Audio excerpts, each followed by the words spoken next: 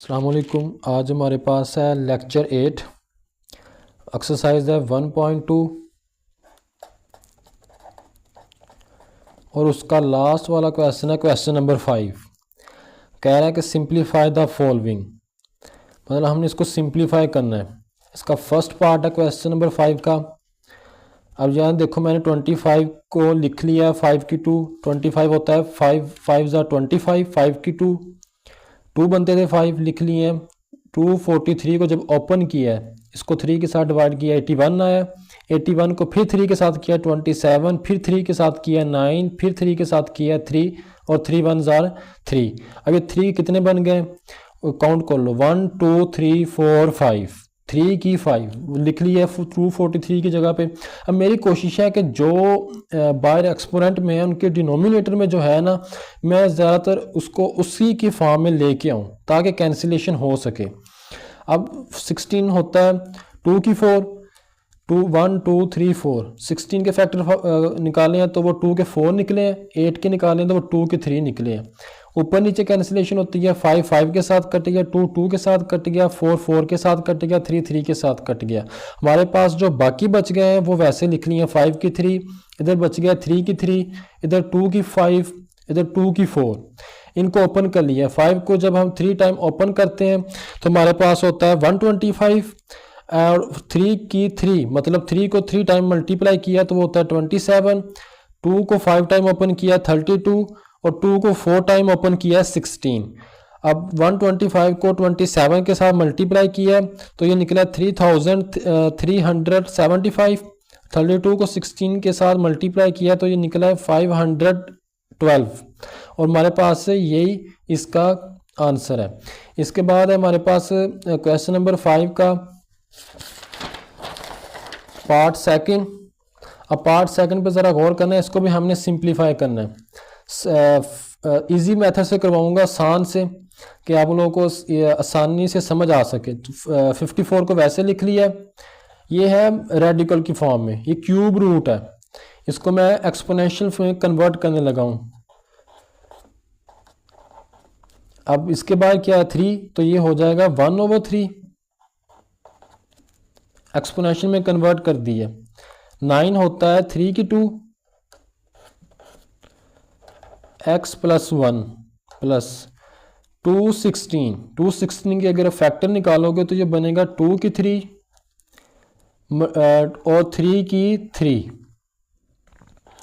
और into 3 2x - 1। Next देखो 27 कितना होता है, 27 होता है 3 की 3,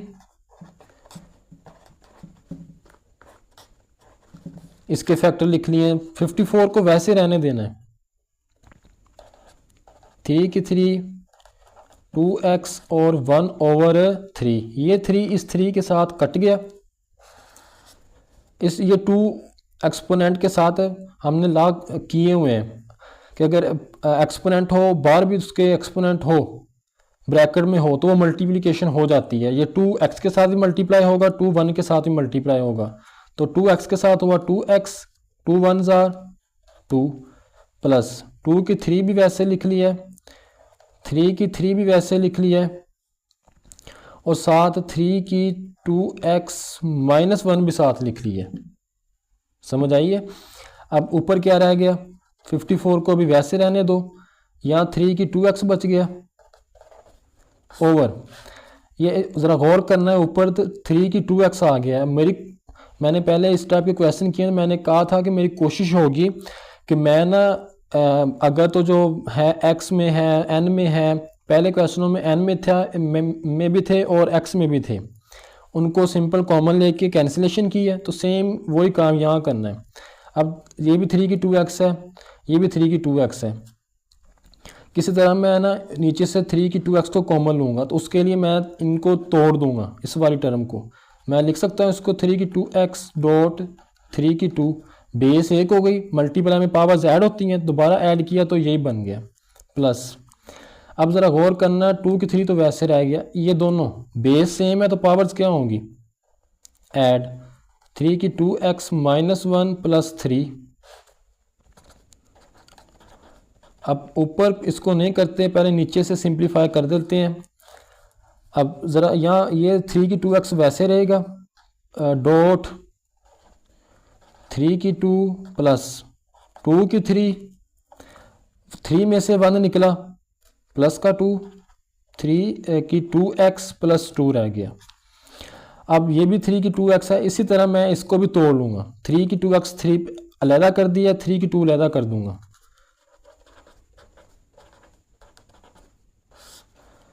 3 की 2x अलहदा कर दी है, पहले अलहदा की हुई है। 2 की 3 की 2x 3 की 2। ज़रा गौर करो कि मैं अगर दोबारा इनको लिखना चाहूँ तो मैं ये बन रहा है ना 3 की 2x प्लस 2। अब नीचे से कॉमन क्या आ रहा है, 3 की 2x ले लो, बाद में कैंसिलेशन हो जाएगी। 3 की 2x कॉमन ले लिया, इधर क्या रह गया 3 की 2 प्लस 2 की 3, ये 3 की 2x कॉमन ले लिया तो बाहर निकल गया, ख़त्म हो गया। 3 की 2x से 3 की 2x ख़त्म, 54 रह गया ऊपर।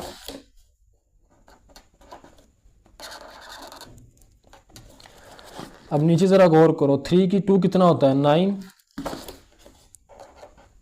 प्लस 2 की 3 कितना होता है 8, और साथ था 3 की 2। 3 की 2 कितना होता है 3 3 ज़ार 9, 9 प्लस 9 8 ज़ार 72, 54 ओवर 72 में 9 ऐड किए 81। अब ज़रा गौर करो कि ये कैंसिलेशन हो रही है, सिंप्लीफाई हो रहा है मज़ीद। 3 1 ज़ार 3 और 3 8 ज़ार 24। कर लो इसको, सिंपल कर लो। 3 1 ज़ार 3 24 क्या 18। इसी तरह 3 को भी करो इसके साथ, जिस एक ही वैल्यू के साथ ऊपर नीचे कैंसिलेशन होती है। 3 2 ज़ार 6, 3 7 ज़ार 21, क्या रह गया 27, 18 ओवर 27। ये मज़ीद हो रहा है, करो इसको 3 के टेबल पे। 3 9 ज़ार 27, 3 6 ज़ार 18, तो क्या रह गया 6 ओवर 9। ये मज़ीद आगे हो रहा है। 3 2 ज़ार 6, 3 3 ज़ार 9। अब इससे आगे ये मज़ीद सोल्व नहीं हो रहा, तो हमारे पास यही इसका राइट आंसर होगा।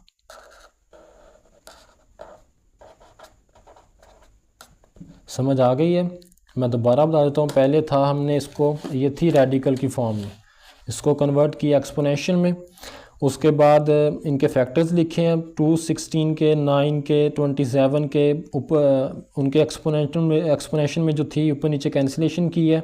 अब मेरी कोशिश थी कि मैं 3 की 2x बनाऊँ नीचे से, ऊपर तो पहले ही बन गया था, इसलिए मैंने ये दोनों बेस एक जैसी थी, पावर्स ऐड कर दी तो हमारे पास 3 की 2x बन गया। यहाँ भी 3 की 2x था, तो इसको मैंने 3 की 2x लैदा कर दिया, 3 की 2 लैदा कर दी है मल्टीप्लाई में। डॉट का मतलब मल्टीप्लिकेशन है।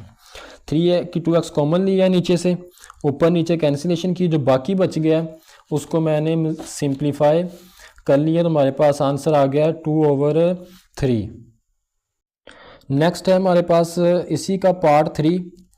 स्क्वायर रूट है 216, 2 की पावर है एक्सपोनेंट में 2/3, 25 में है 1/2, ये है 0.04, ये इसके एक्सपोनेंशियल फॉर्म माइनस में है 3/2। अब ज़रा गौर करना है, मैं 216 की जगह पे 6 की 3 लिख सकता हूँ।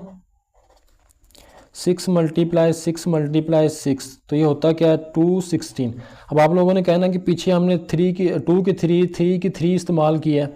अब मैंने कहा था मेरी कोशिश है कि जो एक्सपोनेंट में है, अब एक्सपोनेंट में क्या है 2/3, इसके डिनोमिनेटर में क्या है 3। अब मुझे जो यहाँ फैक्टर चाहिए उनकी पावर 3 में चाहिए ताकि मैं कैंसिलेशन कर सकूँ।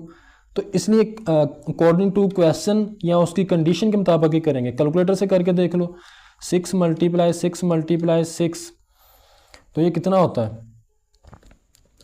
6 × 6 मल्टीप्लाई 6 मल्टीप्लाई 6 होता नहीं 216, समझ आइए। तो इसलिए मैं 216 की जगह पे इस्तेमाल करने लगा हूँ 6 की 3।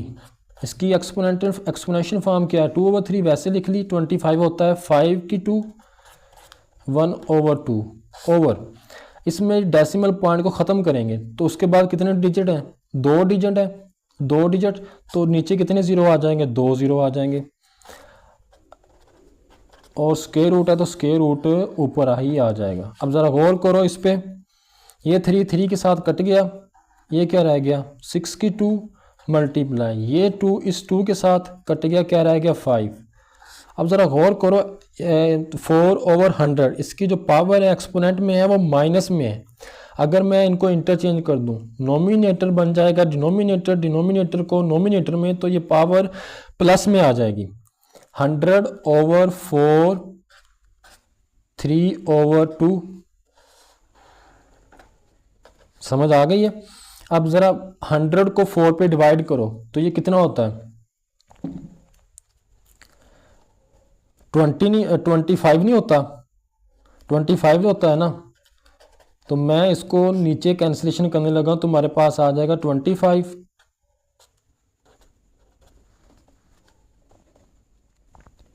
और इसकी पावर कितनी है 3/2, वो लिख ली।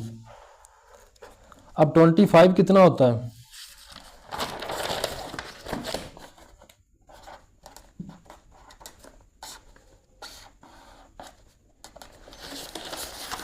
और नीचे है 25 की 3/2।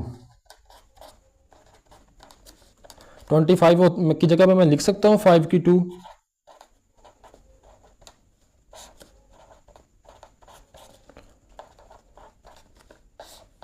अब ये 2 इस 2 के साथ कट गया, हमारे पास जो बाकी बच गया है 5/5 की 3। अब ज़रा इसी स्क्वायर रूट के अंदर गौर करना है, ये दोनों बेस 1 है, डिवाइड है, तो डिवाइड में अगर बेस 1 हो तो पावर्स क्या होती हैं, माइनस ही होती है ना। अगर मैं ये ऊपर है, अगर इसकी पावर नहीं कुछ नहीं है तो इसकी क्या है 1 है। अब अगर मैं इसको नीचे ले आऊँ तो ये -1 हो जाएगी, x की 2/5 3 -1, समझ आइए। 6 की 2/3 में से 1 निकला 2। अब यहाँ पे आप सिंपल लिख सकते हो या स्क्वायर रूट को लहदा भी कर सकते हो। 6/5 सेम पावर थी तो एक दफ़ा लिख लिया इस तरह, ये ला मैं करवा चुका हूँ पीछे। स्क्वायर रूट के साथ ख़त्म, क्या रह गया 6/5, हमारे पास ये इसका क्या होगा राइट आंसर। समझ आ गई है। मैंने किया क्या है, 216 के फैक्टर्स लिखे हैं, 25 के लिखे हैं, जो उनकी पावर थी उनके डिनोमिनेटर की फॉर्म में लेके आए, कैंसिलेशन की है। कैंसिलेशन करने के बाद हमारे पास जो नीचे था हमने उसको इंटरचेंज किया तो एक्सपोनेंट में जो थी वैल्यू वो पॉजिटिव हो गई है। उसके बाद कैंसिलेशन की 25 रह गया, 25 की जगह 5 की 2 लिखा है, 2 के साथ घट गया, 5 की 3 रह गया। अब इसकी 5 की पावर कुछ नहीं है तो इसकी क्या होगी 1, समझ आइए। अब ये ऊपर +1 है, नीचे क्या हो जाएगा -1, 3 में से 1 निकला 2 बच गया, दोनों की सेम पावर थी तो एक दफ़ा लिख लिया। स्क्वायर रूट के साथ ख़त्म, हमारे पास आंसर आ गया है 6/5। नेक्स्ट है क्वेश्चन नंबर 5 का पार्ट 4, ये लास्ट पार्ट है और ये लास्ट क्वेश्चन एक्सरसाइज का। अब ज़रा इस पर गौर करनी है, इसको ना सॉल्व करने के मेथड 2 हैं। अगर इसको कर कैसे सकता हूँ, आप लोगों ने ज़रा गौर करना है कि आप लोगों को अलजेब्रिक फार्मूले आते हैं। अगर मैं यहाँ एक लिखने लगाऊँ उसी का मैं इस्तेमाल करूँगा कि बिल्कुल क्वेश्चन छोटा हो जाएगा तो ईजी भी है। ज़रा गौर करनी है, a³ + b³ किसके इक्वल होता है, a + b इंटू a², अगर प्लस में है तो माइनस में आएगी, प्लस b का स्क्वायर। समझ आइए। अब ज़रा गौर करना है, इसको अगर मैं एक दफ़ा के लिए नज़रअंदाज कर दूं, इस पे ज़रा गौर करना है, a + b, पावर बताता हूँ कि कैसे लिखनी है बाद में। ज़रा गौर करो, a + b है, आगे 3 टर्म्स हैं तो 3 टर्म्स ही यहाँ, मैं इसी का अगर फार्मूले का इस्तेमाल करने लगा हूँ। अब ज़रा गौर करनी है इस पर, a + b की जगह पे क्या है, a की 1/3 प्लस बी की 2/3 लिख ली। अब इसी के मुताबिक इसको इस्तेमाल करते जाएंगे फार्मूले। ए का स्क्वायर है, ए के तौर पे काम कर रहा है, ए की 1/3, इसी का स्क्वायर लो, ए की 1/3 का स्क्वायर लिया। सेंटर में क्या है, माइनस माइनस, ए की जगह पे क्या है, ए की 1/3, बी की जगह पे बी की है 2/3 लिख ली, प्लस आगे है बी का स्क्वायर, इधर क्या है बी 2/3, ये बी के तौर पे टोटल टर्म, ए बी की 2/3 बी के तौर पे काम कर रही है, हमने इसी का स्क्वायर लेना है इस फार्मूले के मुताबिक। समझ आ गई है? अब ज़रा गौर करो कि मैं इसको ए की 1/3 प्लस बी की 2/3 ये लिख लिया, मल्टीप्लाई किया है पावर पावर के साथ, 2/3 रह गई, माइनस ए की 1/3 बी की 2/3 प्लस 2 के साथ मल्टीप्लाई हुआ, आमने सामने मल्टीप्लिकेशन होती है, 4/3। ज़रा गौर करना है, ये पूरा क्वेश्चन ही बना हुआ सामने। तो क्या अगर मैं इसी फार्मूले के मुताबिक ये चीज़ बन गई है, इसकी जगह पे मैं अगर ए क्यूब प्लस बी क्यूब लिख दूँ, इसी का इस्तेमाल करते हैं, ए की जगह पे इस्तेमाल करूँगा मैं ए की 1/3, बी की जगह पे इस्तेमाल करूँगा मैं सिंपल बी की 2/3, इसका मैं क्यूब लूँगा। समझ आई है? ये सिंपल और शॉर्ट मेथड है इसको करने का, इजी है, मल्टीप्लिकेशन से भी कर सकते हो आप लोग। समझ आई? अब फार्मूले में लिख देता हूँ दोबारा यहाँ, a cube plus b cube is equal to a plus b into a square minus a b plus b square. अब ये चीज़ मैंने बता दी है कि सारा क्वेश्चन बना पड़ा है, ये है किसके इक्वल, इसी के इक्वल है ना, तो ए के तौर पे मैं अब इस्तेमाल करने लगा हूँ ए की 1/3, इसका क्यूब है ना ऊपर, ए के तौर पे काम कर रहा है, ए की 1/3।